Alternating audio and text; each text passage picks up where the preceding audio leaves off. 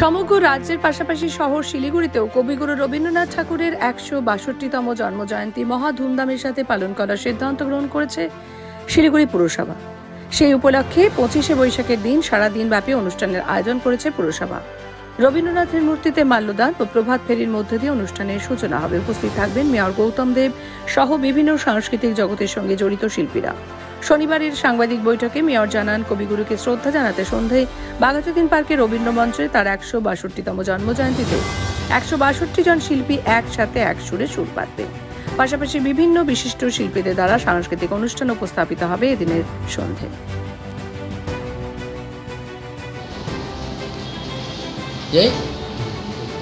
আমরা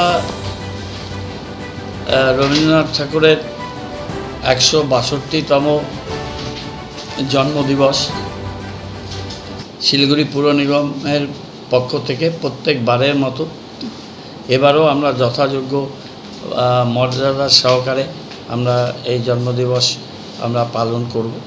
আমাদের প্রভাতী অনুষ্ঠান সকাল ৮টায় মর্মর মূর্তিতে আমাদের পুর নিগমের নির্বাচিত প্রতিনিধি শিলিগুড়ির নাগরিক এবং আমাদের আধিকারিকরা মাল্যদান করবেন। ঠিক ৮টায় আমরা করব এবং ওখানে সমবেত সঙ্গীত সত্যজিৎ মুখোপাধ্যায় এবং আরও তার সহশিল্পীরা তারা সঙ্গীত পরিবেশন দু একটি রবীন্দ্রসঙ্গীতের মাধ্যমে এই অনুষ্ঠানটা আমাদের হবে।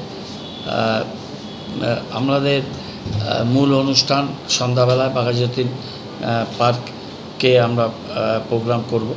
১৬২তম জন্মদিবসে আমরা ১৬২ জন শিল্পীকে দিয়েই আমরা রবীন্দ্রনাথের গান রবীন্দ্রসঙ্গীত আমরা দুটি সঙ্গীত পরিবেশন করব এবং বিভিন্ন শিল্পী দল তারা আবৃত্তি নৃত্য এবং সঙ্গীত পরিবেশন করবেন এবং সৌনক চট্টোপাধ্যায় কলকাতার বিশিষ্ট রবীন্দ্রসঙ্গীত শিল্পী, তিনি আমাদের শিলিগুড়ির সাংস্কৃতিক দল এবং ব্যক্তি শিল্পীরা তাদের অনুষ্ঠানের পর আমাদের কলকাতা থেকে যিনি অতিথি শিল্পী আসবেন সৌনক চট্টোপাধ্যায়, তিনিও অনুষ্ঠান করবেন এবং খুব সুন্দর করে শিলিগুড়ির সমস্ত মানুষের আমরা অংশগ্রহণ করে চাই।